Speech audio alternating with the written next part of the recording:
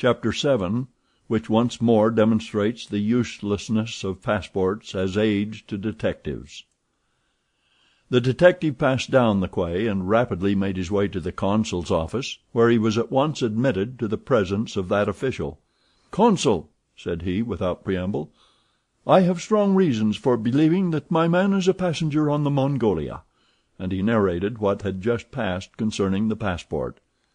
"Well, Mr. Fix," replied the consul, "I shall not be sorry to see the rascal's face, but perhaps he won't come here—that is, if he is the person you suppose him to be.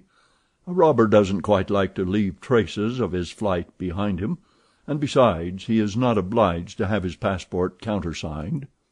"If he is as shrewd as I think he is, Consul, he will come."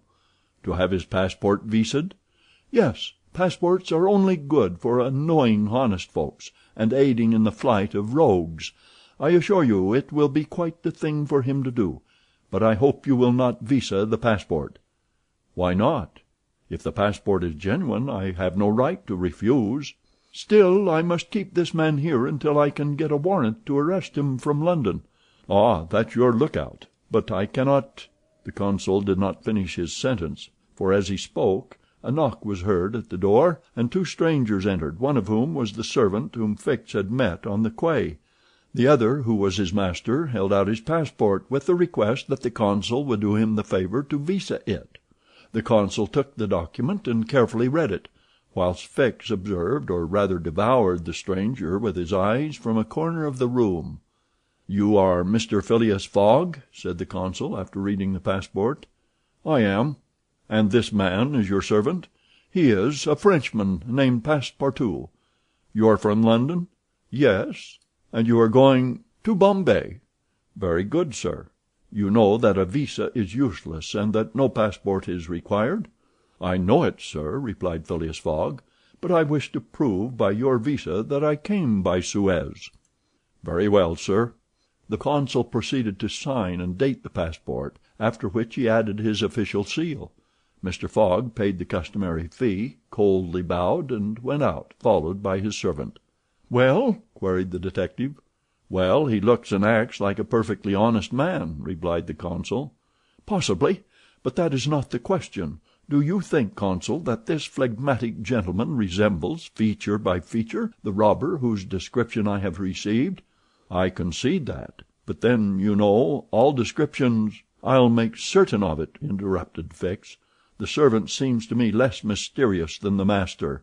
Besides, he's a Frenchman and can't help talking. Excuse me for a little while, Consul." Fix started off in search of Passepartout. Meanwhile, Mr. Fogg, after leaving the consulate, repaired to the quay, gave some orders to Passepartout, went off to the Mongolia in a boat, and descended to his cabin. He took up his notebook, which contained the following memoranda: Left London Wednesday, October 2nd, at 8:45 p.m. Reached Paris Thursday, October 3rd, at 7:20 a.m. Left Paris Thursday at 8:40 a.m. Reached Turin by Mont Cenis Friday, October 4th, at 6:35 a.m. Left Turin Friday at 7:20 a.m.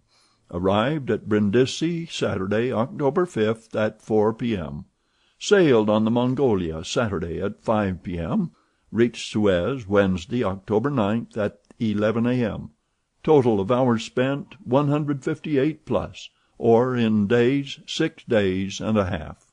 These dates were inscribed in an itinerary divided into columns, indicating the month, the day of the month, and the day for the stipulated and actual arrivals at each principal point: Paris, Brindisi, Suez, Bombay, Calcutta, Singapore, Hong Kong, Yokohama, San Francisco, New York, and London, from the 2nd of October to the 21st of December, and giving a space for setting down the gain made or the loss suffered on arrival at each locality.